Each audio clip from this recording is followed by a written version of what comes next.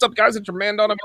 Welcome to the third, I think it's the third edition of Not All Women. I, of course, am 1/4 of the panel today. Pearl has a game, and Janelle is actually traveling to Mexico for one of her retreats. So looks like it's going to be just the four of us, but I think we will be good to go. Let me go ahead and introduce today's esteemed panel.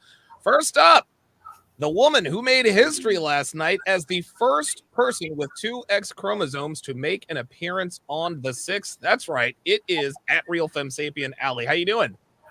Oh, I'm good. I'll be reacting to it later. Y'all, I never thought I would say this, but I'm so tired of talking to millionaires. It's so much pressure. First world problems. Yeah, you know how that goes.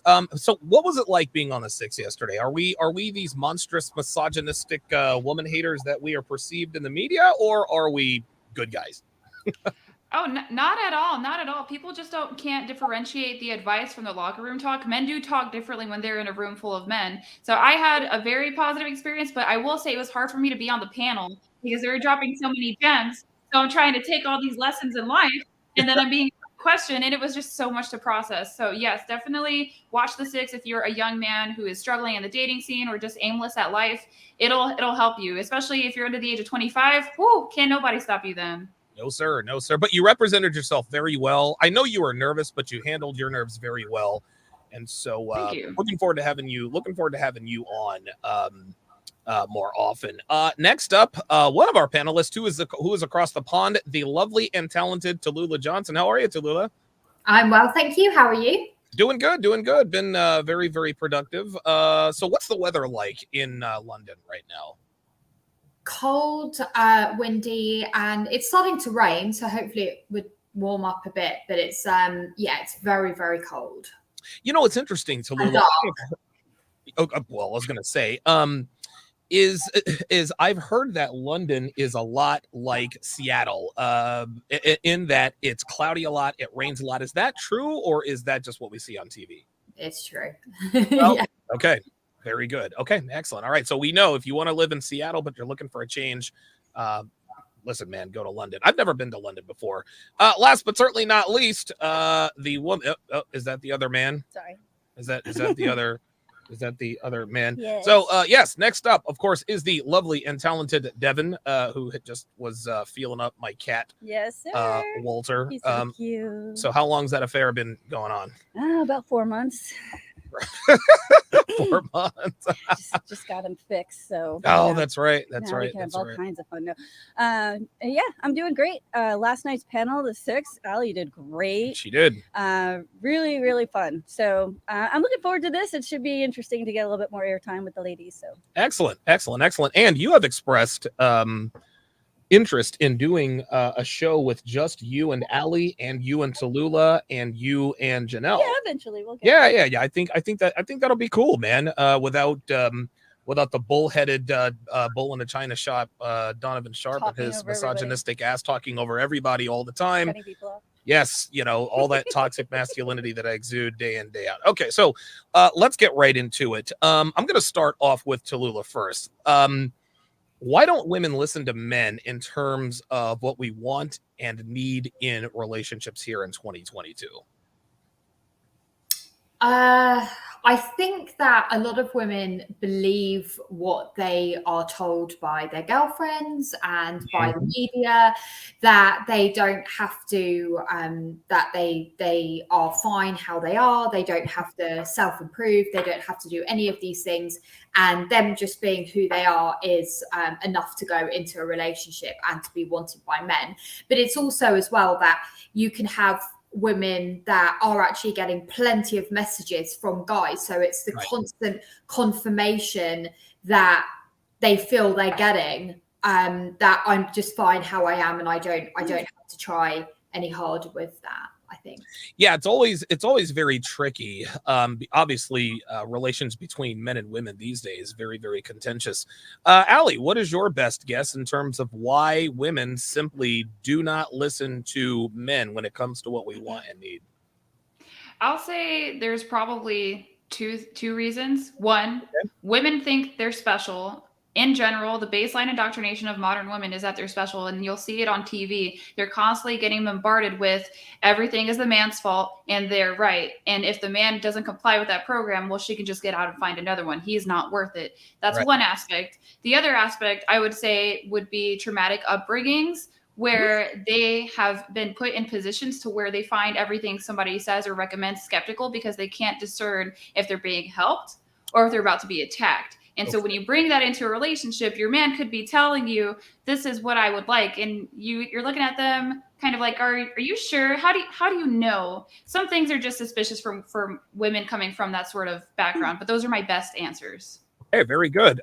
Dev, what is your best guess in terms of why women do not listen to men in terms of what we want and need in relationships? I think if you notice that women who don't listen to men probably don't really listen to anybody.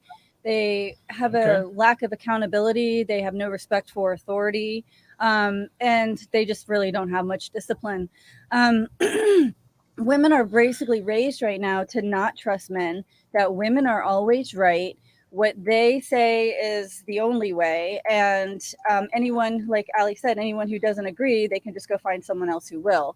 So, I think that women not trusting men is the core of the issue here.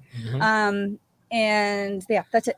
Okay, very good. Well, let's go ahead and go back around the panel. Let's go back to the women are special thing. Now, Tallulah, I'll start off with you with this. When we say women aren't special, in the same breath, I'm always the guy that says, listen, I'm not special. No man is special. No woman is special. But when men and or women hear this, they think, well, wait a minute, I'm special. And they think that when we say men and women or no woman is special, they take offense to it. So in other words, by saying, well, women aren't special, that means that women are worthless.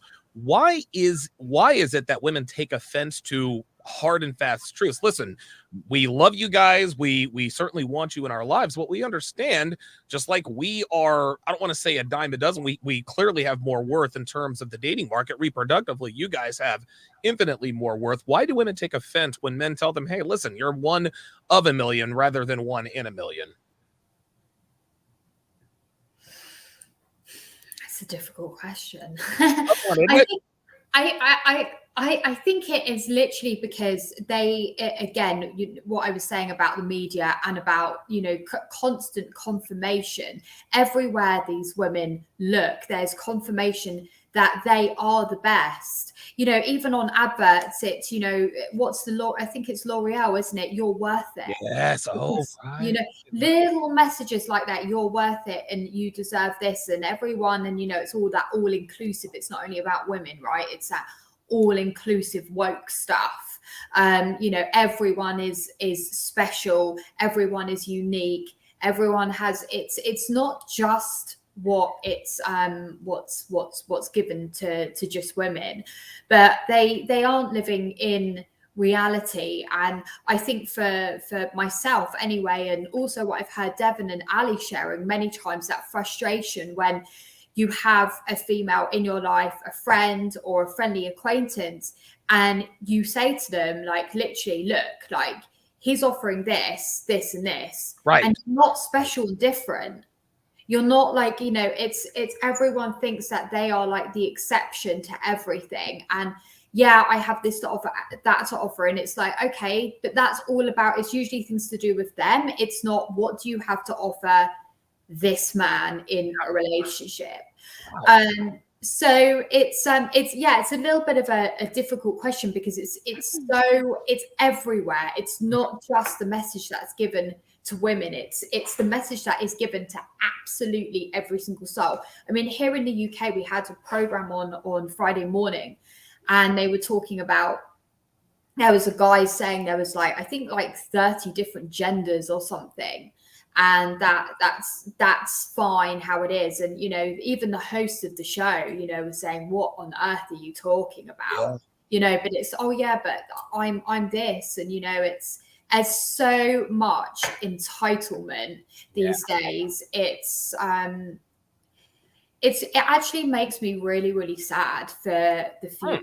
And not to get emotional, but it does. It makes me sad for the future, because it's just this is just all going so fast, right? Like all these messages of how special and different everyone is, and it's just not reality. It's just not. Holy smokes. Tallulah did not leave much meat on the bone for anyone, but we're going to try. Allie, why do women take offense? Because you saw the Myron Gaines, Brittany Renner, quote unquote, confrontation. Myron said, Brittany said, why don't you tell everyone about me? That was her confrontation. By the end of the podcast, she was eating out of his hand, as most people do. But why do women like Brittany Renner have that adverse reaction when we say women aren't special? Well, are you special? And Myron says, well, no, I never said I was. Why do women take offense to not being special, not being these otherworldly beings? What are your thoughts on that? I think in general, it's hard for both men and women to admit that they're average because that's uncomfortable. And we talked a lot about the conditioning that goes on, but let's look at Brittany Renner. She's not special. Most people aren't special, but then she was special enough to be able to finesse a man out of child support for the next 18 years. Yeah, right. So there's something to be said about her skill of finesse, but maybe she's not getting the validation for personal fulfillment. She's got the financial fulfillment, but now that wall's going to creep up on her. But there's lots of reasons that I would say women don't trust men, if you don't mind me kind of pivoting over there. Yeah, go ahead. Well, men are painted as wildly incompetent.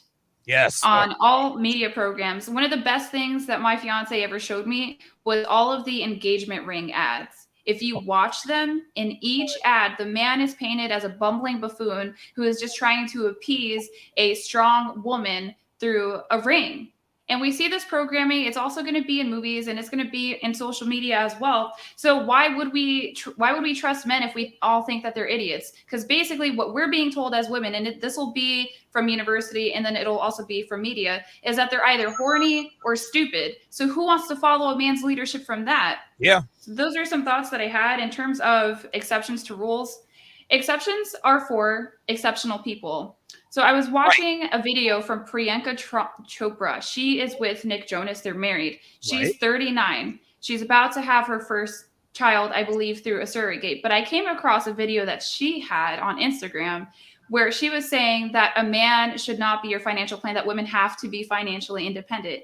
And I'm sitting here thinking that's a really easy thing for her to say from her financial position where she can afford things like a surrogate, where most women cannot. So I tell women often to just clean up your social media diet, that what we feed our eyes is sometimes way more important than what we feed our stomachs, because we get caught up in it. I think social media is primarily appealing to women. For men, I'm not sure that they struggle in that same way. But for women, I've noticed that it's a huge issue, because you can go around on a college campus. Sure, there's men looking at their phones, but I see women much more glued to it, and they're struggling. Even when you're in a class, you'll be in front of a professor and you have some chick on her phone and she gets upset when you tell her to get off of it. So those are some insights that I would have on that kind of subject. Wow, very good. Excellent answer about the fact that social media is designed for women. Devin, let me get your take on this, because we are in a long-term cohabitating relationship, and I tell you that you're not special all the time. So from within this, how do you feel? What does that do to you when I tell you, Deb, I love you very much, but you're not special? What does that cause? Well, luckily I was born in a time when not everybody got a trophy. So, and an ice cream sandwich. Yeah, there are winners and losers, baby. That's right. And I've always been pretty like B plus, somewhere in the middle, upper middle average, in life, period. So in my, no one is special. Like Brittany took offense to that because she internalizes that everyone is special.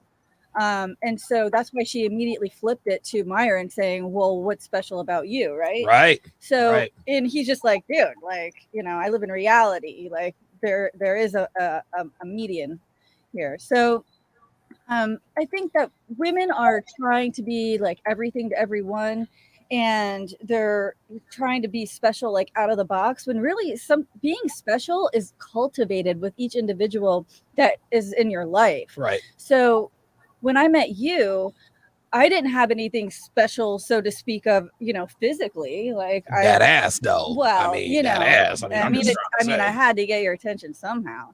but what set me apart from the others was doing things that other women never even thought about doing. Yep. And these are just things that came naturally to me, and I didn't really realize it at the time. I didn't have this like grand scheme to like, I'm gonna seduce Donovan, but just small things along the way. Always being happy to hear from you, answering your text back immediately. Sure. Sending you treats and putting things together when you would go on trips and stuff like that. And just making sure that you were taken care of, whether you were taking care of yourself or not. And I remember I would be more excited for you to get those things than I think you were to get them. Yeah, because I'd be like, wait, I haven't picked up your pack. They're like, go get it. Yeah, all right. So yeah, so I think those type of things, and also it's not necessarily who you like, what you quote unquote bring to the table that makes you special to a man. I think it's how you share experiences with a man that sets you apart. Okay. So it's like what they say, people will never remember what you said, they'll remember how you made them feel or something like that. Yeah. So, if you make a man feel like he's the priority and he is your priority and you're always putting him first, given other, things in your life that need to be taken care of are taken care of. No man wants you to sacrifice you paying your bills to give him attention type of thing. Right. But if you make him feel like he's number one, you will become special to him because you are treating him like no one else can. And that's just something, and the intangibles, I believe, is what special is in this regard. And that's really what's most important to bring to the table. And you remember when you and I first started talking and dating non-exclusively, you knew, like, I would send you pictures of other girls sending me nudes. Like, I'd be like, hey, send me. Yeah, you remember Daphne and Dinar and all those other. Yeah, man, that left quite an impression on me. I remember, I don't want to get into too many details, but sure. But why did it leave an impression on you? Because you would just say to like these girls, like, hey, I want you to do this. And they would boom, immediately do it. And I would be like, holy. And then I was like, all right. If I was hesitant to do it, like maybe there's a lot of other people who are willing to go ahead. So maybe I just need to set my reservations aside and go with the flow. So very good. Excellent. Tallulah, what do you have on this? Yeah, I had something, but I just wanted to just quickly comment on what Devon said about where she said that she was more excited to get for you to get the treats or whatever it is she had arranged for you. And I really, really get that. And it's so true that actually sometimes when we're not putting ourselves on the pedestal and, thinking we're the special one and we're just being selfless and giving to the guy that we really love, it's our sense of like fulfillment. That's our sense of happiness. For me, it is anyway. And, again, like at finishing school, what we were talking about the other day is, we were taught it is all about how to leave that impression and how you make that other person feel. That was the whole point of the course, is about how you make other people feel. But just sort of going back to the first question on this, on, realizing that you're not special and why do people think they're special? I actually have a mentor. I've been with her probably a couple of years now. Oh, wow. Okay. And yeah. Now, it isn't what you think, right? She's in her late 70s. She's almost 80. Okay. We have a lot of shared experiences around, bereavements and things like that. But she actually was around when the feminist movement. And, and what's amazing about her is she actually is more feminist than feminine by far. And I can kind of tease her around that, and that's fine. She accepts me for who I am and I accept her for who she is. But she still, she's able to direct me in the right ways. Like, if there's like something that's bothering me, it might not be to do with my relationship, but it could be something else. Or I could be getting like annoyed with something or someone. She will always be like, and this is why I picked her to be my mentor. She will always say to me like, well, that's great, but like, why are you so special? Wow. Or like, and she's really got that like divide with that. We're very, very different, yet very, very the same. And I think having a mentor is really, really important. It's someone that you can phone up and say, look, I'm thinking about doing this, or I'm making this decision, or whatever, especially female to female. Yeah. And you need someone that's going to tell you the damn truth. Yeah.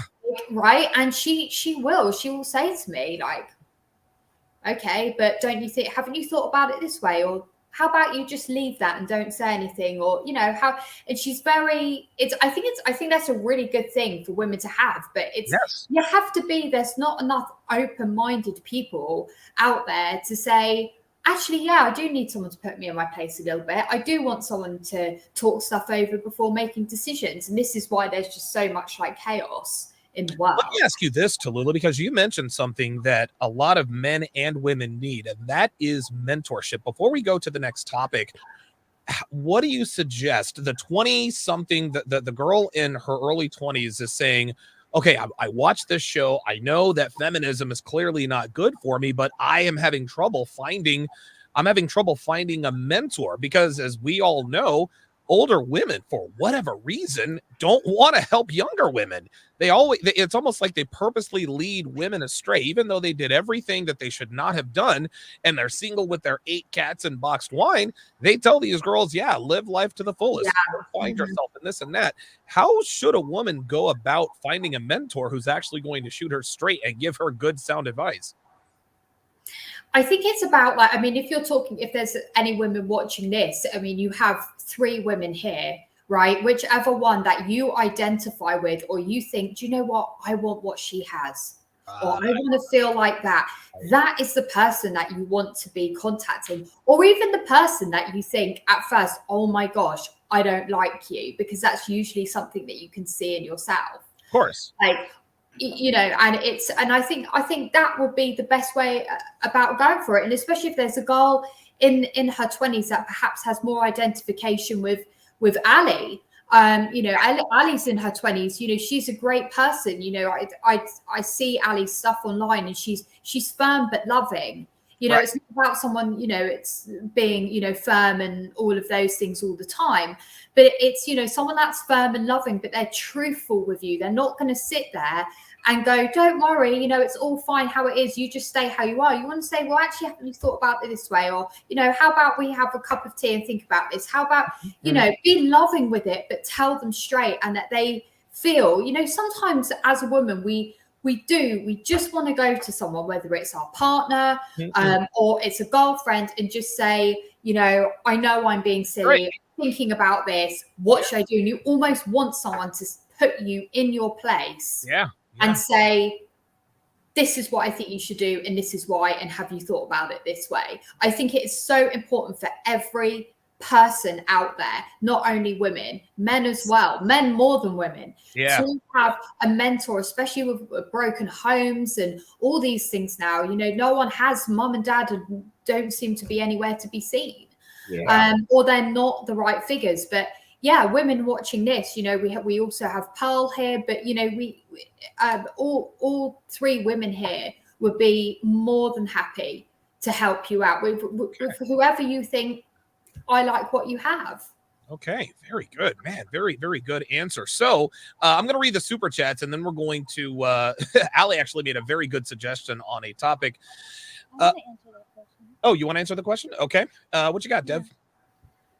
I have a different take on mentorship. Okay. Okay.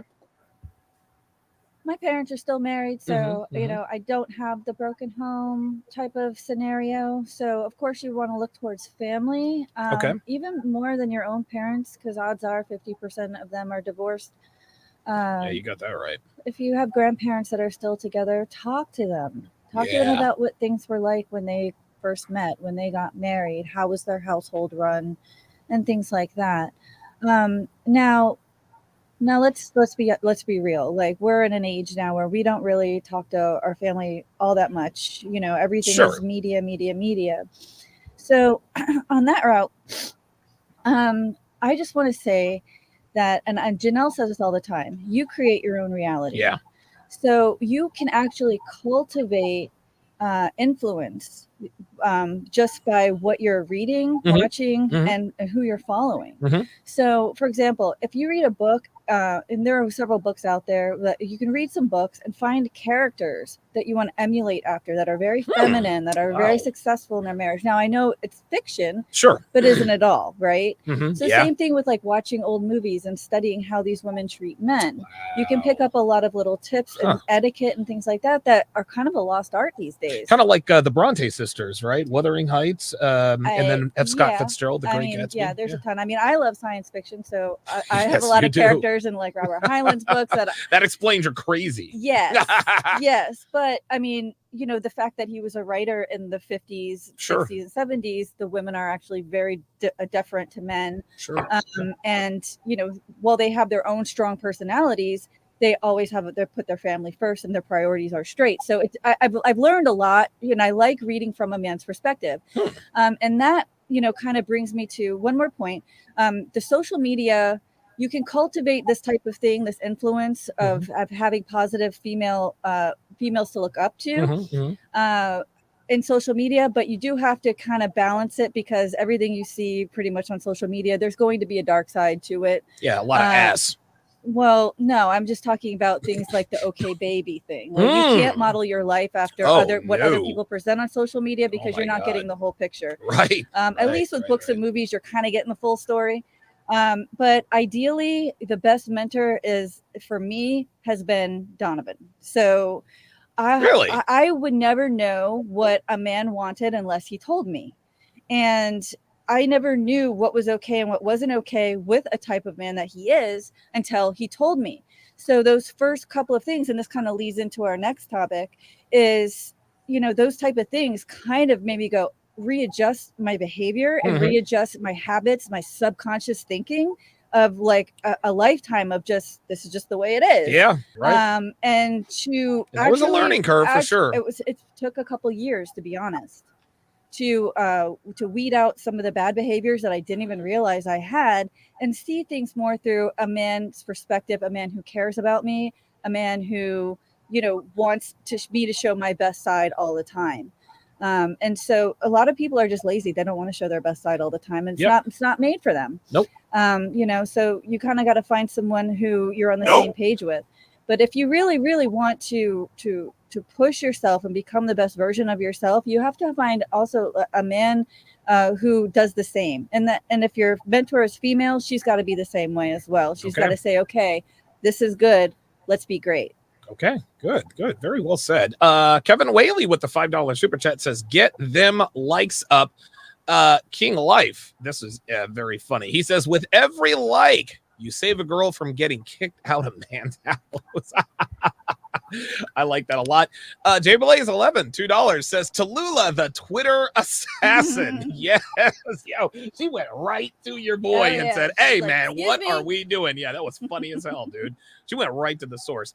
I think those are the only super chats as of right now. Okay, so Allie, you mentioned a very, very good topic to discuss, and we'll start with you. Tell me or tell us the story about when you discovered, when you figured out, when you had that aha moment, wait a minute, I'm not special. I want to talk about that, but I also have to add on to Devin talking about watching old movies with the masculine and the feminine dynamic. I love old movies, and some of my feminine journey was definitely watching some of those films. There is nothing more red-pilled than Casablanca. When you watch how she ruins her opportunity with a good man, you can't go back. My man and I have watched it together. He loves it. So definitely watch that if you're a woman and you're trying to figure out, well, am I going to get burned if I do whatever I want? Yes, you can lose out on a good man. Give it a look-see. You don't want a guy that here's looking at you, kid, before he leaves your life forever. Shout out to Victor Laszlo. You know it. So how I realized I wasn't special was the military. But most of my life, I was just walking around aimless, not very self-aware. For example, I was fat in high school and I had no idea. And then I would end up with low-quality men. And I was perplexed at why this was happening. But in any case, in the military, when women act like princesses, they don't get respect, because it's true. You're enlisted. What makes you so special? Because you're a woman? Because the military, as much as there are accommodations for women, the men don't care and they don't like it right? No and they shit. can't necessarily, no. If you were a pretty princess. We out here, we civilians, we're under the impression that women are coddled in the military by men. We're under the impression that they're like, oh, you're a woman, we're gonna simp and we're gonna make sure you have a great time. And you're telling me that is not the case? Well, women are going to be hypergamous by nature, even if they're in the military. So the simps, they don't necessarily matter because we're still going for men of higher status. But yeah, there are a lot of men that just saunter around women. It's true, there's a bit of desperation there. But if you want respect and you're a smart woman in the military, you learn to kind of man up a little bit. That's why your femininity gets put on the back burner. A lot of the most feminine women you'll see in the military are actually officers, but they have a different workload. So I would hear from these male mentors that I looked up to how they were just tired of that stank behavior. Why do you feel so privileged in the United States Army? And that was something that clued me in. And I started wondering, am I looking at myself in a way that I am not actually who I think I am? How do I look to the public? So I ended up, toward the end of my career, I actually got burnt out. That happens to a lot of women. The military may never admit this, but most women get burned out on their first contract and they book it. And some of them can't even finish. Some of them get chaptered, which means that you're separated, not necessarily in a bad way, but just not the optimal way. But that happens to most women. So I was hearing all of this from male mentors. I started looking at myself. And then one day I had to get taped. So for those of you that don't know, the military measures your body. But if you step on a scale and you're within the weight limit, then you don't need to have your hips, your waist, and I can't recall. It's definitely a hip measurement for women. For men, they've got different places that they'll tape, which they're using a body measuring tape. So before I could just step on a scale and I met the weight requirement, but then I had to start getting taped. And that was embarrassing because I was overweight and I started realizing, oh my God, I am your average American woman. And I was losing respect in my workplace because I was a female NCO. Imagine being a leader, but then being nearly obese. So I started. By the way, an NCO is a non-commissioned officer for those of you who are sort of new to the whole military. I know about this stuff because I was raised in a military family, but go ahead. Yes, they're basically a supervisor. So I would have men underneath me. I was a medical evacuation NCO, just fancy way of saying that I could drive an ambulance. But I realized I was quite large, and I had to lose that weight. So I started losing the weight, and then I started getting more respect. So that's how I realized that I wasn't special and that I was your average, overweight, nearly obese American woman. And it's been something that has truly been life-changing for me because I didn't even see my body. I had no idea that I was fat. So it opened up a lot for me. Fantastic. Wow, what a story. Tallulah, tell us the story or the realization where you realize, wait a minute, I'm not special. I actually have to work to get the attention of the men that I want to be attractive to. Oh my gosh, I have so much to share on this one. I don't know why I'm laughing because it wasn't funny at the time. Quickly before I share on that, another film, a red pill film, is The Other Boleyn Girl. It's about Henry VIII. Oh, Anne Boleyn. Yeah. Yes. Me and my friend watch it all the time. It's like our movie, and we always say, "Oh, she's you," and the other one's me, and it was just like. Yes. That's Red Pill 101. Okay. So, my first time I realized I was told that like by my grandmother, massively loved me. She was the love of my life. And she would always tell me like how special I was. And I was just quite happy with grandma. And unfortunately, grandma passed. So I was, I guess a bit lost without her. But when I was 17, this is when I first got it. This is when I understood everything. And I believe it was when I was fully red pilled and I understood how things went on. I was 17. I hung out with lots of friends in my area. And then this group of guys that was like hanging out with us, because like back then when you were 17, right, everyone would go outdoors and hang out. Cool. That was the thing. With no social media. And and like these boys would like always bully me, and they basically would like say to everyone how ugly I was, and that I wasn't like, I was never the girl that was like picked to be a girlfriend or anything like that. And I I went to the opticians with my dad, like, I think it was like a month later. And this is like, I'm being really, really badly bullied, not by the girls, but by the guys. And I went and got contact lenses. And at 17, you know, I had the most amazing body. I had everything else apart from like my face just was not right for these guys. It just wasn't. And I got these contact lenses and I went out that day and all the guys were just like asked me to be their girlfriend. Wow. Holy shit. Yeah, I couldn't believe they were like, oh, actually, you're actually really good looking. And all like the other girls were left. All these guys were like, I just had inundated male attention. And I wasn't interested in any of them, which was like a good thing, I think. But it was it was a really, really hard time. But I got it very, very early on that my looks mattered. And always from that day, I never, ever like faltered all the time. When you have that kind of energy in your early 20s, I was dressed up, makeup, hair extensions, nails, looking the best that I could because I really understood people respect and value me due to how I'm looking. And I was 17. Right. It wasn't like I was, you know, cream of the crop, right? I was like, you know, best years of your life. And then, so all through like my early teens, early 20s, I never like gained weight. Like I just never had that problem. So I'd never suffered with any weight problems. And then there's this guy that I really, really like loved when I was 24. And I did notice that sort of at that age, the weight was starting to come. And in our like family, it only goes to the waist, unfortunately. It doesn't go anywhere else.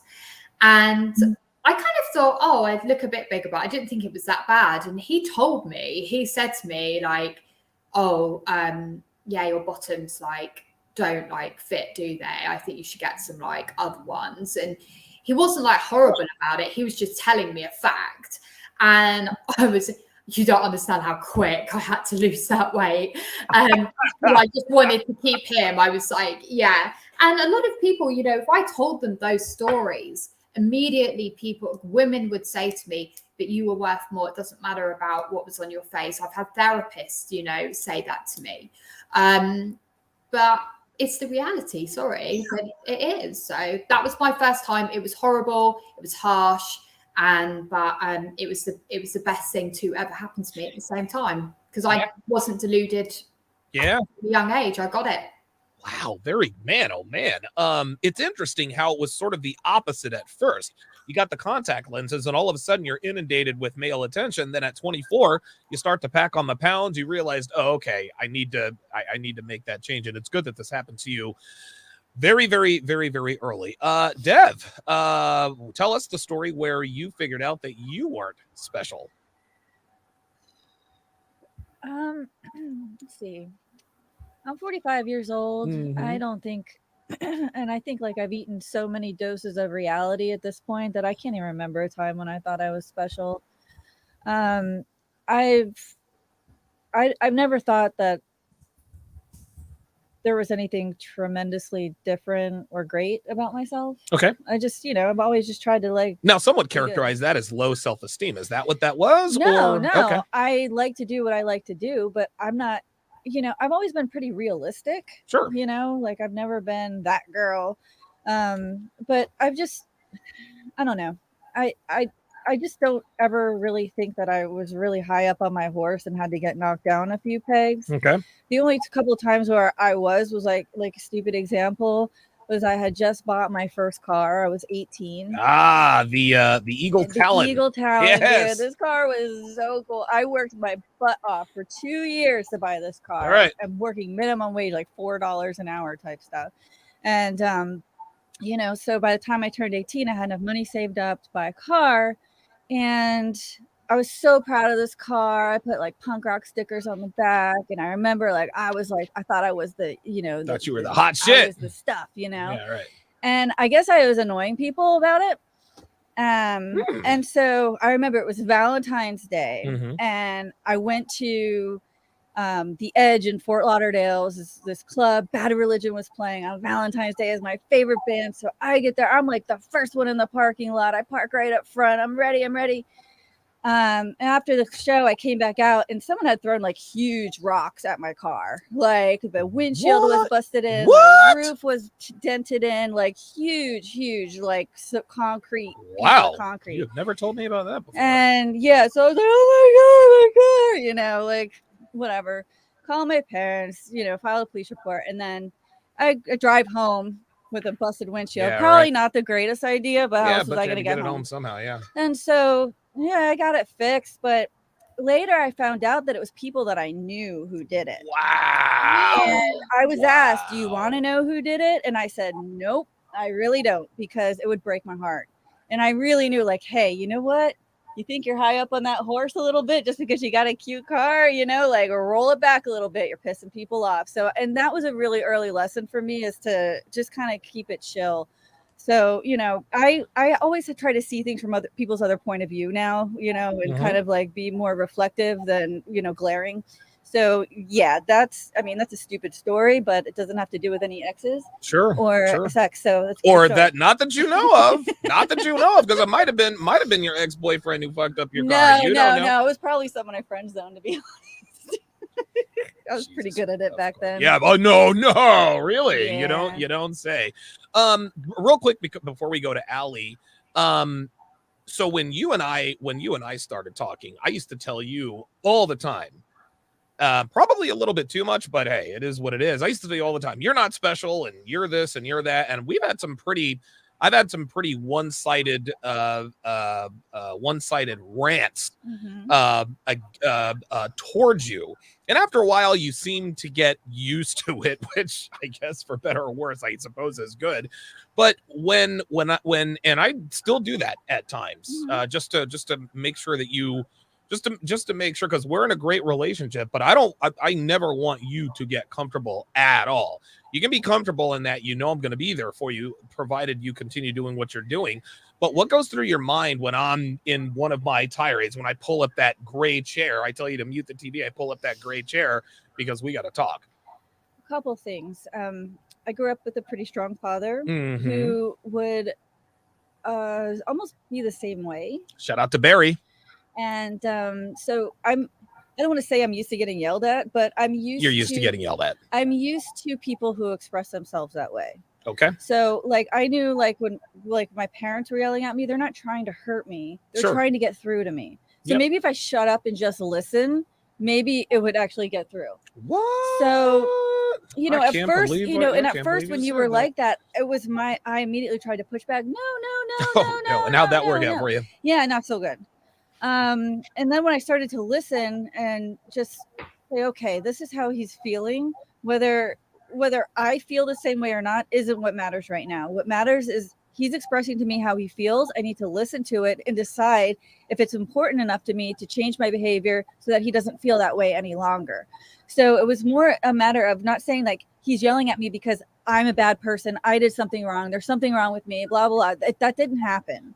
What happens is it's okay. He's expressing his needs. I can listen and I can respect them, or I can just end this right now. You know, if this is too much for me, then maybe it's time. And I used to tell you that all the time. I'm like, look, check this out. I mean, yeah, you got tears in your eyes. Listen, you just let me know. You let me know if it's too much for you, because this is not. I feel lucky that you are strong enough to tell me what you feel and what you will agree with and disagree with, rather than keeping it in and harboring, and then, you know, this resentment that seeps out of the edges. That does not happen. Because that becomes very toxic very quickly. Yep. You know, a lot of women say, oh my God, he yells at you, he's abusive, he's got to get out of this relationship. But the truth is that if he's yelling at you, he still cares about you. That's right. That's right. And listen, you say it, when I stop yelling, when I stop when I stop all these crazy reactions, that's when I worry. That's when you need to worry. Okay, very good. Allie said you had a spicy story.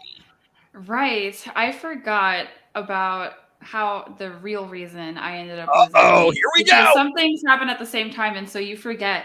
My ex-husband told me he used to carry me to bed all the time. I would say, hey, you know, pick me up, because I thought that was cute and I loved to be carried to bed.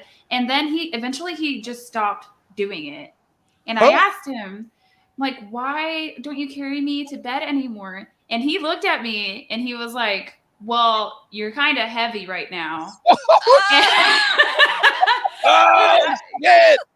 Yeah, I forgot about that. There's a lot of red pill men out there that they don't have that label of red pill, because I got so much male mentorship in the military. If I threw that away, I would still been a hot mess. So that definitely catapulted me into the weight loss. But then eventually, after I lost the weight, I just found out that fitness made me feel better, which is another thing. People kept telling me, why don't you eat clean? Why don't you work out? And I wasn't really trying to hear it, because women, I think, I wonder if we were just naturally hard-headed. I'm not sure. But eventually I gave it a try. So I would say my cognitive distortion wasn't necessarily that I viewed myself so much higher, but that I just didn't know that I was average. And because of that, because I had been so average for so long, even though I was intellectual, I ended up improving. And still, I'm probably a touch too humble about the quality of person that I am, because I talk to my fiance all the time about, oh, I could do better, I could do this, I could do that. And he's like, hold on, wait a minute. You're actually doing some quite exceptional things. Have you looked at it this way? And that helps me sometimes to realize that I am on the right path and that I am seeing results. My fiance too, he was my mentor before. And he would have some real red pill discussions with me too. So there was a time as well, I would say, where I was complaining about my family, constantly complaining about them. And he told me, why do you talk to them? They sound abusive. And that stayed with me forever. Probably the reason why we're together today. So just listening to the men around you, they're telling you some gems. They might not be able to package it in quite a way that's digestible to women, but look at the truth of the matter. I think a lot of women get caught up in the connotations in the language. For example, when you say it. Yes. Well, when you and the boys on the 6, when y'all are talking, you call women bees sometimes. And women, they hear that word and they just shut off and they reboot. No, just listen to the actual information first before you just throw away the discussion, because Hotep is very crass. But if you just listen to the words, he's dropping some gems. He is. Hotep is as raw as it gets, but he's probably, like, cerebrally, he's probably the smartest guy on the panel for sure. Tallulah, let me ask you. Oh, didn't Hotep say if you want to keep a woman, cheat on her? Oh yeah, he said I cheat because I love you. Yeah. I cheat because I love you. Yeah, that was some next shit. I was like, oh, yo, educate me. That was crazy. He had the shit-eating grin on his face. Tallulah, why don't women trust men?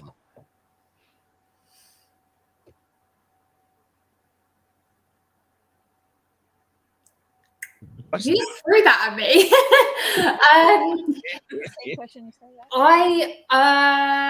I think there could, you know what, every woman could be different. It could be, men often lie to women, and not in a bad way, but in a way to get what they want. So a lot of men will tell, like, for example, this whole thing of male friends, which I see absolutely no point in women having. But a male friend is, I actually did a video on it, how like male friends and male feminists are actually basically undercover incels. Okay. And that they are actually really dangerous people, because they're not actually, they're sitting there waiting for you to maybe have a relationship with them, get with them, whatever it is, when they're just going to sit there and be like, no, I'm your friend and I really care about you, when actually that isn't the truth. And a lot of women are aware of this subconsciously. They know that this is not the truth. So that, I would definitely say, is why, one of the reasons why women don't trust men. And obviously the media always says don't trust men, men are abusive. You know, it's very rare that they let the stories on TV of or on the news of domestic violence and same-sex female relationships. Or we've only ever had one story in the UK of a woman that locked her boyfriend up in a cupboard and starved him. You know, that it's actually happening more than the media give it, and it's always about misogyny. At the moment, there's loads of stuff with the government with misogyny, and you know, again, it's feeding into that I'm special again, and women are hard done by. So That's probably why. Before I go to Allie with this, I saw in the chat a little bit earlier, one reason why women don't trust men, just like Tallulah said in the media, not only do they overtly and directly paint us as either rapists or buffoons, they do it subconsciously. And the best example I can come up with, and I don't know if you guys get these commercials in the UK, Tallulah, is the M&M's commercials. Because I just watched so M&M just released this new brownie M&M or whatever, and and the red and the yellow M&M are sitting there they're in this high rise and they're sitting together on the couch, and he's like, oh, so you put brownies in M&M. Oh, that is. And then the intelligent woman with the glasses sitting in the psychiatrist chair says, genius. And then they cut to the yellow M&M trying to get a brownie into an M&M, and there's brownie batter all over the place, and why won't you go in? Those kinds of things, along with Peter Griffin, Homer Simpson, Phil Dunphy. Men are constantly, and we talked about this earlier, but we are constantly painted in the media, both directly and indirectly, as these mindless buffoons who think about nothing but sex and are good for nothing but our money and our sperm. So on that note, Allie, why do you think women have an inherent distrust for men? I have an answer, but I want to go back to what you just said, because I'm starting to wonder, why aren't they more realistic about women's contributions to society? I'm starting to think that they're trying to protect our egos, because the data and the statistics do not support that men are buffoons. Because if you look around at the STEM fields, science, technology, engineering, and math, men are straight up killing it. I'm telling you, I can't name one thing that a woman invented. Well, I know a woman invented the chocolate chip cookie recipe. I know that was a thing that we did. Oh, but hey, whatever woman invented the chocolate chip cookie, give her the Nobel Prize. That's what I'm saying. But maybe it doesn't feel good when you talk to women and you let them know, hey, you haven't actually done much innovation in the world. But that's only because they've diminished the value of a woman's reproduction, because that is equally important to the innovation. But as for women not trusting men, let me just say, it's your mama, because she is the primary caregiver. And if you learn to be mistrustful of her, that is going to leak into your relationship. That's mostly what I see. There's things like single mother homes, but there's also married women who are not with their first choice. And so how much can a young girl really trust her mom if her mom isn't living a quality life? Whew. That will set you to distrust essentially the world. I know that is where a lot of my trust that I don't have with men is because I could not even trust my mother when I was young. So I was suspicious of everybody. To this day, I'm still a little bit too suspicious, but I'm learning more and more to be trusting, because in general, to be honest, men are nice. They're nice and they're helpful. And as long as you maintain boundaries and self-respect, it's all good and gravy. I don't even get sexually harassed. And I don't think it's because I'm horrendous looking. I think it's because I carry myself different. Right. Those are my thoughts. Okay, very good. Dev, why don't women trust men? I think trusting or not trusting is a learned behavior. Ooh, wow. So, hold up. Yup. Dropping those gems. Keep it going. It could be from example, your home life, things like that. Mm-hmm. It could also just be your experience. Now, if you have poor judgment and you are selecting men who are untrustworthy, of course you're going to grow up and just inherently not trust men. If you have a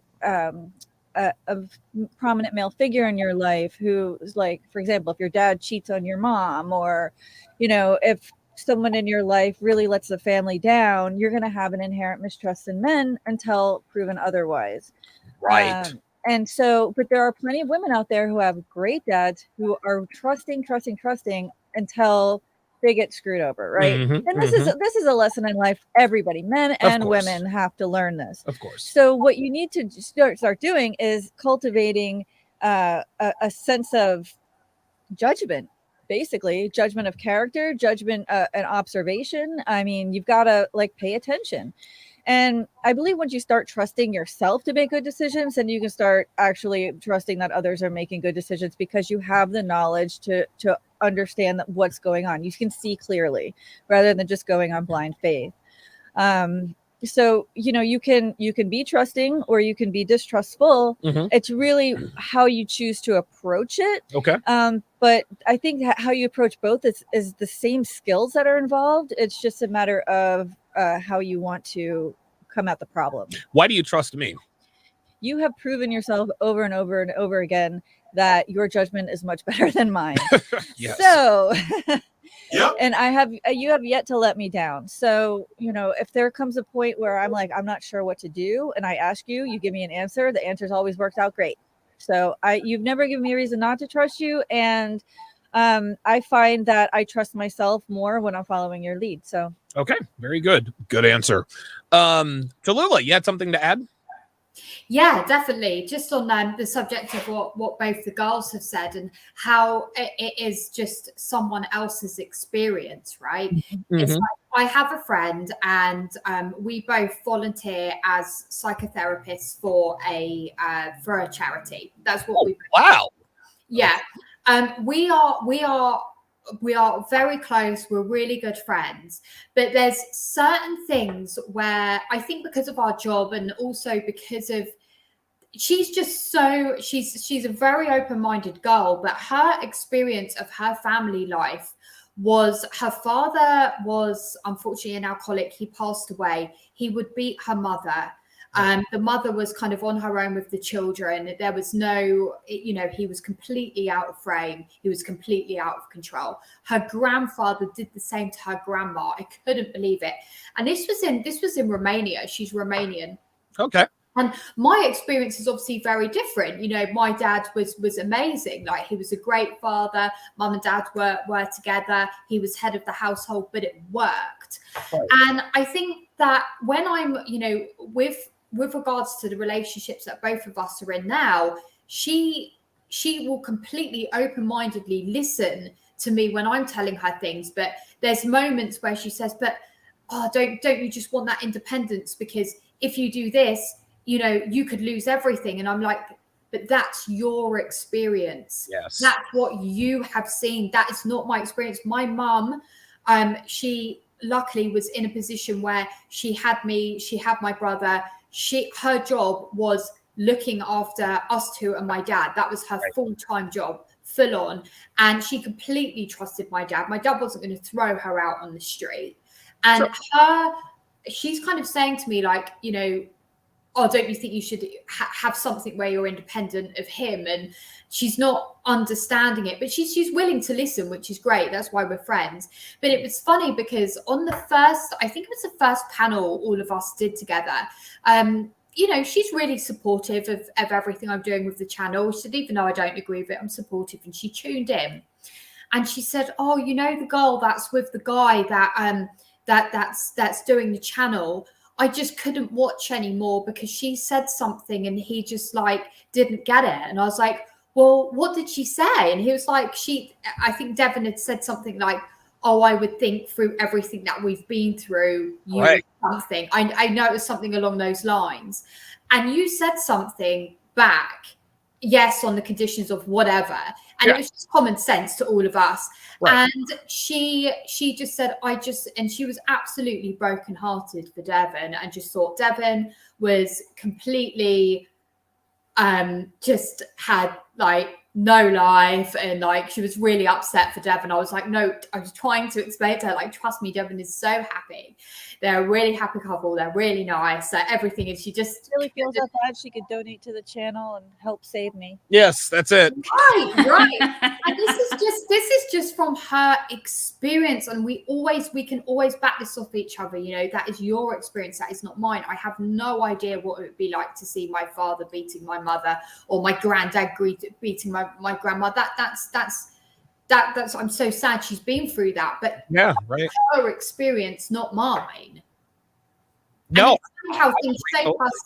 and it's funny how things shape us today. And obviously, we see a lot of women, in the charity, and we hear this again and again and again. And it is like Devon said, learned behaviors that are always going to be there, but women can make a change if they're just aware of it. That's all it is just having the awareness And yeah, anyway, I'm not going to go into that.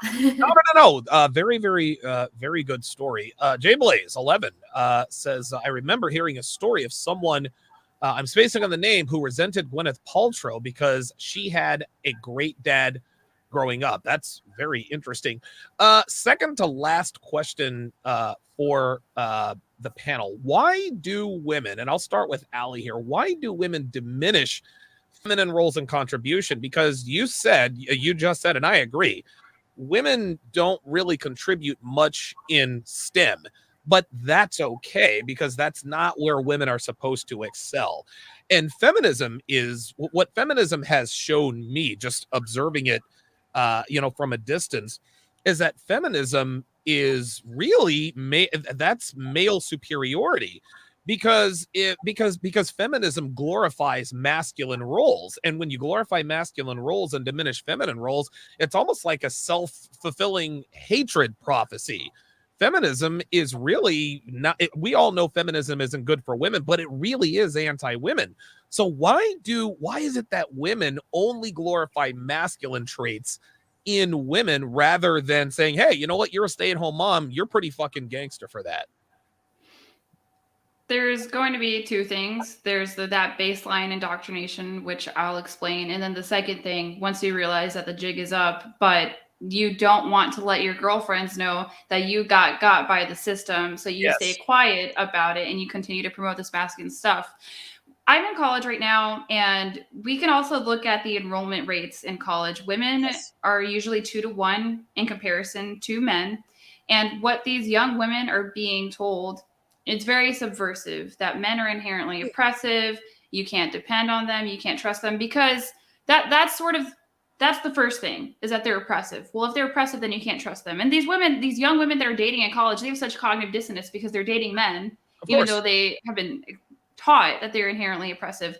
So that baseline indoctrination, these young girls are afraid to have children. They think that if you have a child, that your professional life is over.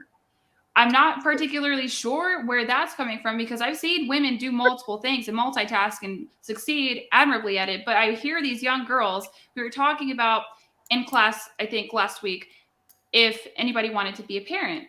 And these women were saying, well, hopefully that's far off and later, hopefully not anytime soon. What is so terrifying about having a child? There's this movement called antinatalism, where basically in the West, we're probably very anti-kid, because you start getting you get educated some more as a young woman, 18 or 19, young and impressionable in college. Mm-hmm. And what do you hear? That your existence on this earth in general is problematic because it's a carbon footprint, that you as a human are a pollutant.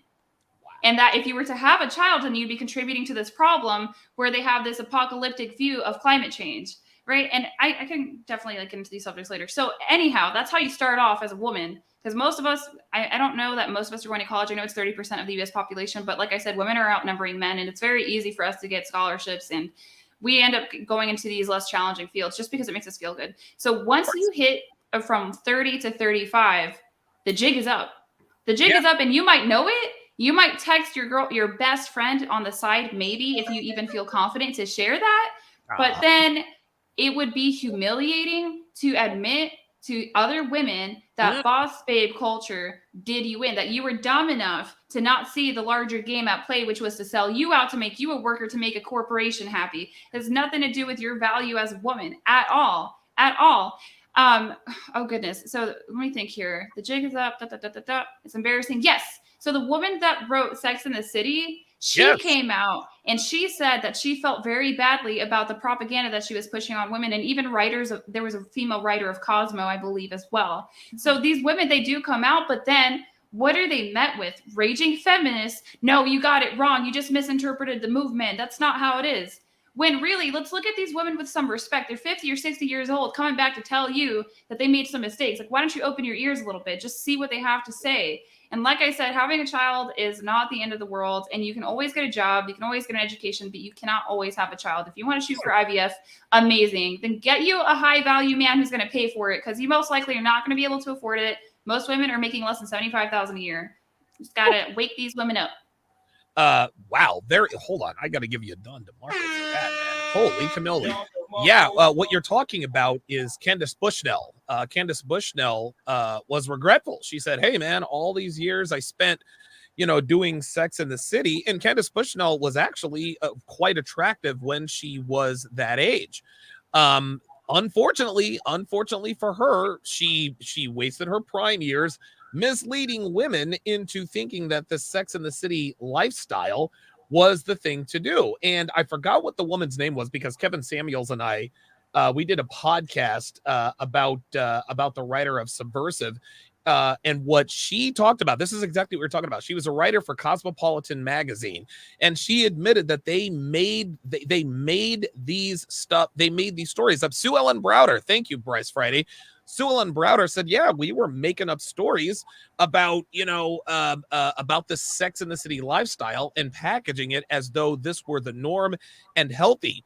So she admitted to purposely leading women astray, and then, of course, later on, now that we all know the truth, of course, Sue Ellen Browder came out and said, "Hey, yeah, this is kind of what I did."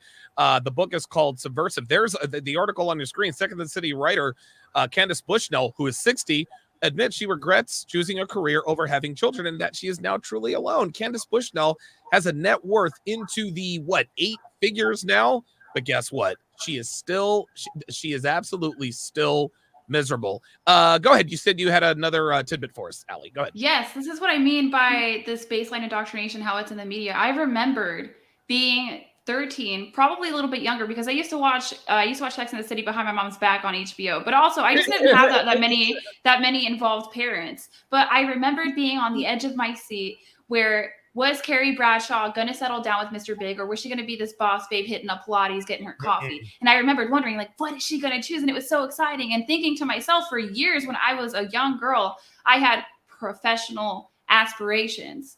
Then later I would find out that I felt upset because I felt like I had to pursue a PhD, but I didn't want it in my heart. So that's the cognitive dissonance these young girls are getting is, do we want a career or do we want to have kids? Well, I mean, at least you can bank on a career. And it's like, most of us are not out here being lawyers or doctors. You see these older women, these Gen X mothers, these baby boomer mothers trying to make their daughters doctors and lawyers because they weren't. And that is not the move. No, that is definitely not the move.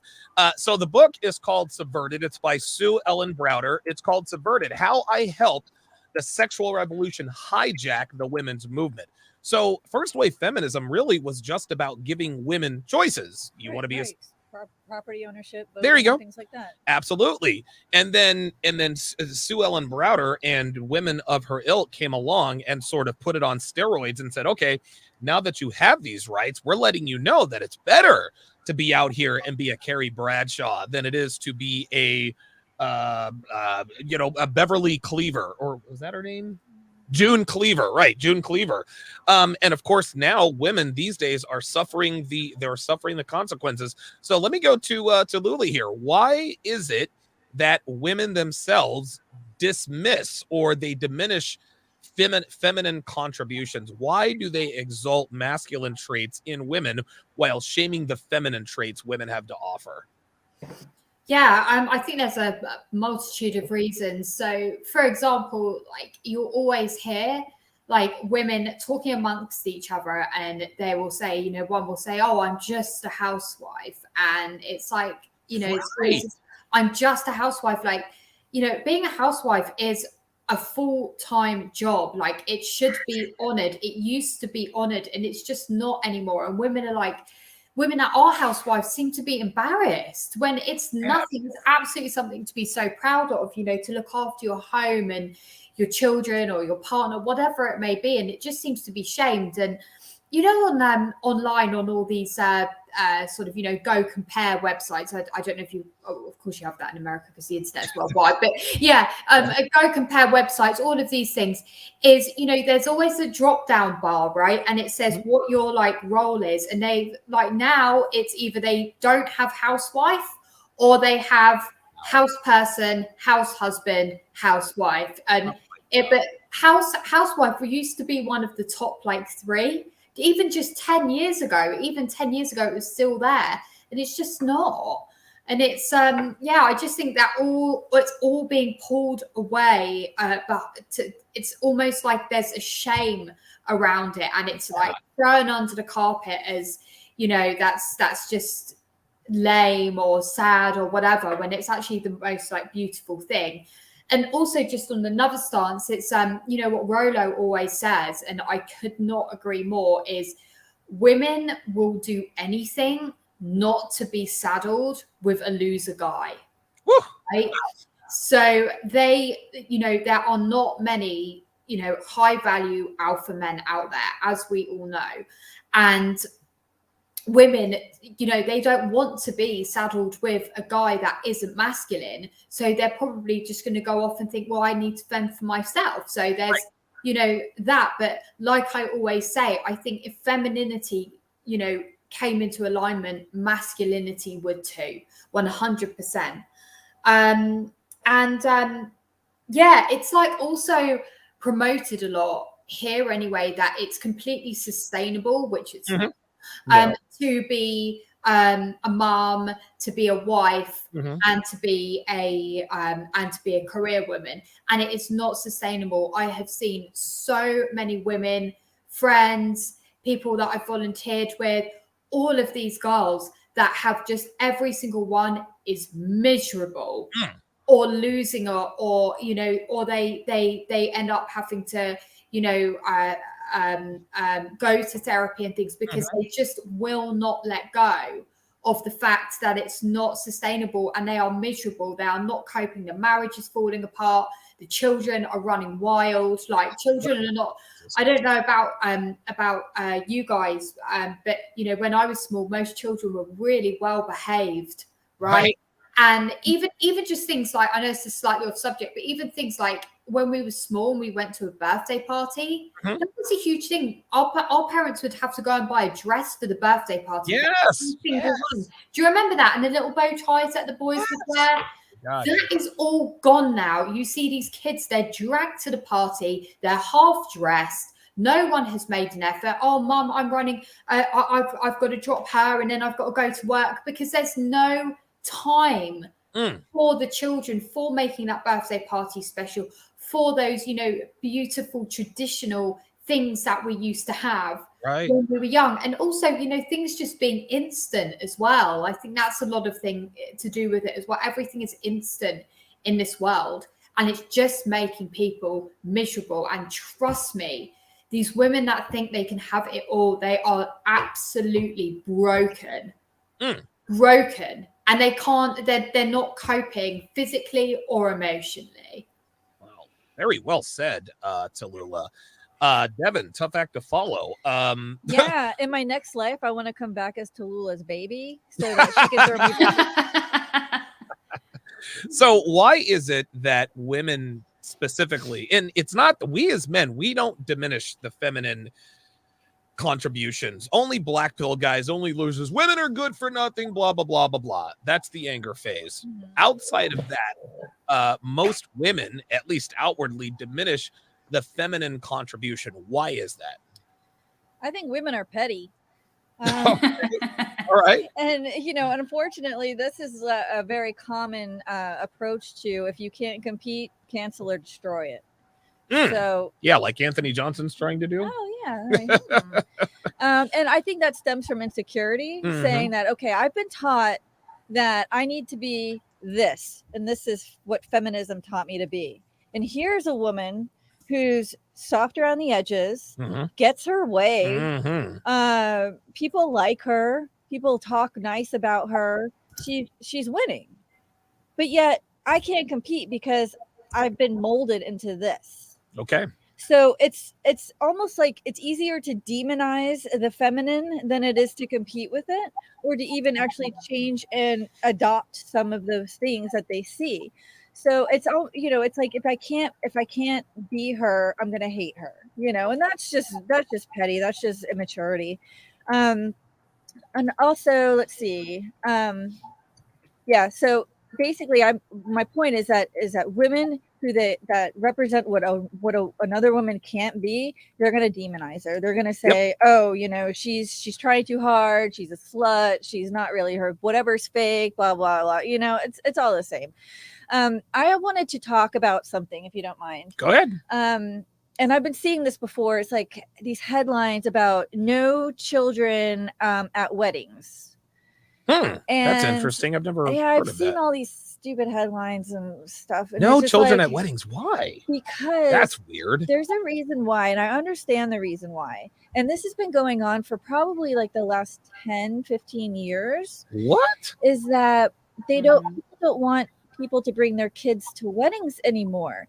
Now, when I was young, some of my best, like, most vibrant memories are being at the weddings of family members and my parents' friends and things like that, because it's a big party. You gotta put on a dress, you get to dance, there's cake, you know, like, and so now they don't want people to bring kids because they don't want to pay for the extra heads. Right. So rather than negotiating with the venue saying, hey, I have 50 adults and 12 children, you know, give me a price for the children, they're just saying no children. Jesus Christ. And just to save money.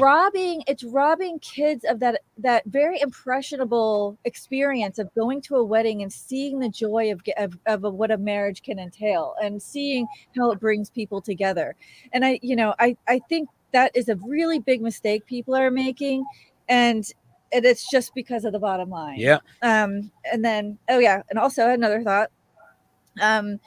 Invest in nursing homes right now. Invest in home care services. That's all right.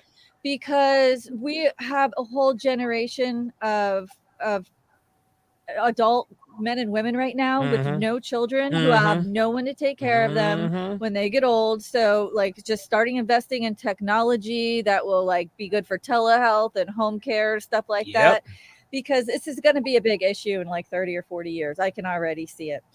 Wow, very good. And lastly, go ahead. All right. Lies in the media.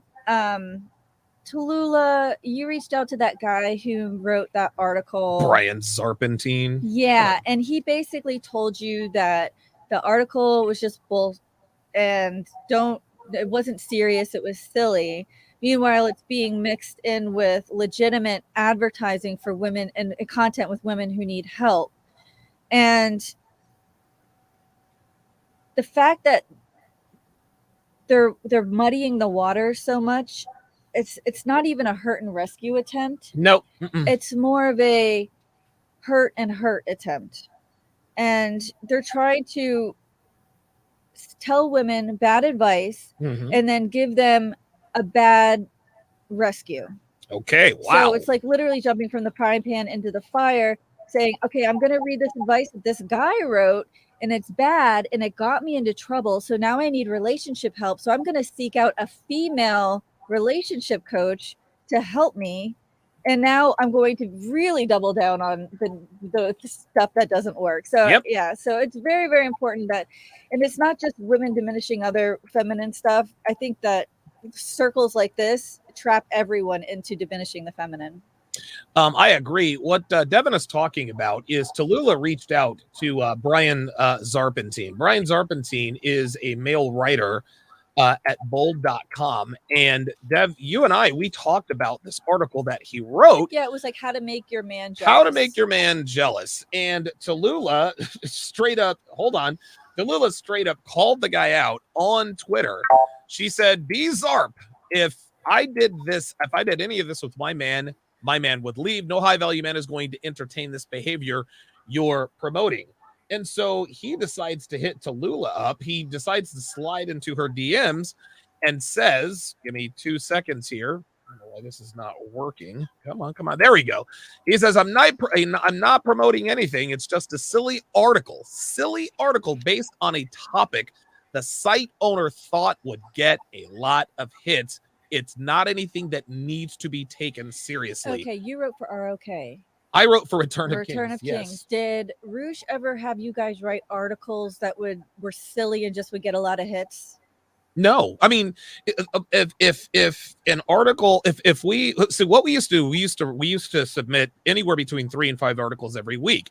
Now, obviously, you know, the purpose of a blog is to get hits and all this other kind of stuff, Right. but it was all rooted in truth. Right. If somebody ever called me out and said, "Hey, Donovan, what you wrote on Return of Kings is bullshit," blah blah blah blah blah, I'm not going to return with, "Well, listen, this is just a silly article. You shouldn't take this seriously." No, I'll be like, "No, I'm dead fucking serious about what I wrote." And that's what attracted me to you, is that I came across some of your articles Mhm. and they made me laugh, they made me gasp, and then they made me nod my head in agreement, because a lot of it Mhm. was true, but That's I've right. never heard anyone say it like that. Right. That's kind of why. But you always double down and say, yes, okay, here's the delivery might be entertaining Mhm. and it might draw people in. That's the whole point of media. But the truth is the proof is in the pudding here. Here's why I think this, and here's why. Well, boom, boom, boom, boom, boom. I can prove my point. This guy has nothing to back what he wrote. Nothing. And it's extremely dangerous. Ridiculous. And it doesn't have the label of satire on Nope. it whatsoever. And Mm-mm. I don't know. And tucked in that article was, and we talked about this yesterday, hey, if you're having trouble in your relationship, get with a relationship coach. And 95% of them are women. Unbelievable. So in this satirical article that shouldn't be taken seriously, don't take this article seriously, but take our dating advice that we're selling seriously. Guys, this is what we are dealing with. We are dealing with websites who are literally selling out to make money on the backs of ignorant women. And we wonder why women think this way. A lot of people like to talk about, oh, you know, these girls on Fresh and Fit, they're all just club sluts and club thoughts and this and that and the third. And they are. But their mentality is pervasive among most, if not all, Western women. So a lot of people try to disqualify these girls who are on Fresh and Fit.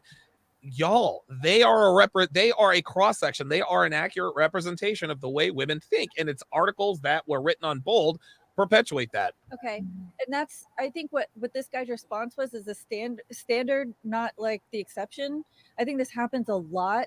And it made me think the other day, I wonder how many Reddit articles that we read are actually real, or if they're glanced to see how people will react, like an idea for a script or something. It's incredible. Because some of the stuff doesn't even seem like it's real. And not only that, the responses are completely crazy. It's just ridiculous. So it's almost like sticking like a thermometer and taking the temperature of the water. How would people react to this? Oh, okay. Well, now let's see how the article about how people reacted does on the news website. And let's continue to see perpetuate if this goes viral. If this goes viral, then it might be good enough to put into a book or a movie or a script or a TV show or something of that nature. So anyway, it's just, never mind. It's incredible, man. It really is. Muta Warrior on the Twitch side says you can't trust anything these days. No, you can't. No, you absolutely can't. He also says this reminds me of what you said last night on the 6th regarding Fresh and Fit. With that is going to bring us to the end of this episode. Fantastic episode, ladies. You guys definitely brought it. Tallulah, you have something to add? Yeah, just quickly. It's just like, you know, I was just thinking how, you know, dangerous it really is that this guy, with what he actually said, I think I just screenshot it and sent it, didn't I? I didn't really think about it. And, you know, there's people like all of us on this panel, Donovan, and then there's all like Donovan's manosphere friends and all the women that are now in this space, that we are literally putting a lot of like, not only our time, but our actual lives on the line, you know, with this true stuff to try and help people, to try and, you know, bring people to have better lives. And it just makes me really sad that we are, you know, we are all here literally putting our lives like at risk in ways of things that are controversial, right? When they're actually not. The reality is they're not. We're all here doing that. And working harder, and then there's people like this that just off the cuff will throw something out there and just destroying lives and lying about it. It's actually really sad, and it's made me really angry. It's incredible. Our opposition, when we challenge them on their ridiculousness, their defense is, don't take what we say seriously. Say what? Like, dude, millions of women read that article every day. And we wonder why the dating market is a shit show, because you have now men writing articles that shouldn't be taken seriously. And oh, by the way, we're going to advertise dating advice. That is, if that is not the definition of selling out, I have no idea what is. Yeah. Quantum Conclave with the $10 super chat says, great conversation, ladies. And Donovan, Jay Blaze says, it's annoying. I can't push back or you'll get fired. Muta Warrior says, these clowns have to be exposed on a grand scale. I think I might actually do a video on this Brian Zarpentine. Yeah, because this is incredible. Tag the heck out of Bold. Oh, dude. Yeah. Yeah. Yeah, Janelle Testa, she tried to get me canceled. Remember her? She couldn't do it. Okay, let's go around the panel. Let's get your final thoughts and to tell the people where they can find you. Allie, lead us off. Alrighty, well, you can find me on my YouTube channel at RealFemSapien, on Instagram at RealFemSapien. I have a blog, realfemsapien.com. That's probably the most that you can probably get into my psychology. And women, if you're watching and you're going to pursue relationship coaches, I understand that going to women sounds good. It sounds like they would make sense, but you're going to have to literally vet them. Are they in a long-term relationship? Has there ever been any dirt that came out? Or if there has been some dirt, did it come from their mouths where they were saying to their audience, these are some mistakes I've been making lately in my home, and I'm trying to work through them. Look what Mom got out. In the city of Boston, people play. There are some things that these are some steps I'm planning on taking. I'm going to let you guys know along the way, because if you don't have something to document, that's okay, because you can document the process. Because there are a lot of dark femininity coaches that are going to tell you what you want to hear versus what you need to hear. I'm telling you, it's not very profitable to tell women the truth. I coach women myself. It is not profitable at all, but I do it for content creation. So just keep that in mind. And if anything, find trustworthy men and women in your lives, women that have been married over a decade who are joyfully married. That's one thing. And for the men in your lives, they will typically be more honest with you. Just be prepared for some of the answers that you're asking for, because if you respond hyper emotional every time you ask for the truth, they're just going to stop telling you what's up. So be mindful. Okay, very good. Tallulah, your final thoughts, and subscribe to Allie's channel. Are you at 2,000 subs yet or no? I'm about to be. I need, I think, 100, 170, and then I'll be at 2K, and then me and my man will do a live Q&A, and that'll be fun. If you're pursuing the excellence, and then you want to find a woman later in life, it's going to be some good insight. Good, very good. So preemptive congratulations there. Let's get Tallulah to 1,000 subscribers. My goal is to get you to 1,000 subscribers by the end of January. Fell a little bit short of that, but that doesn't mean that we can't continue to push this. Tallulah, your final thoughts. Yeah, I've really enjoyed today's conversation. Thank you so much for having me on the show. I really appreciate it. I've enjoyed it a lot. And you can find me at my new YouTube channel, which is The Feminine Truth. That's The Feminine Truth. And the Instagram account is basically just the double of the YouTube. And that's The Feminine Truth. The Feminine Truth. Oh, yeah. And if you did want to follow my Twitter, or if you had any ideas for any videos that I could do, then please do tweet me at Feminine Truths. That's just at Feminine Truths. Thank you for having me. Absolutely. And I'm looking at your channel right now. It looks like Tallulah, let's see here. Let me do a quick check here. It looks like Tallulah is 223 subscribers short of reaching 1,000. So let's get her another 223 subscribers all the way. Dude, I remember when I first saw your channel, I think you might have had 38 subscribers.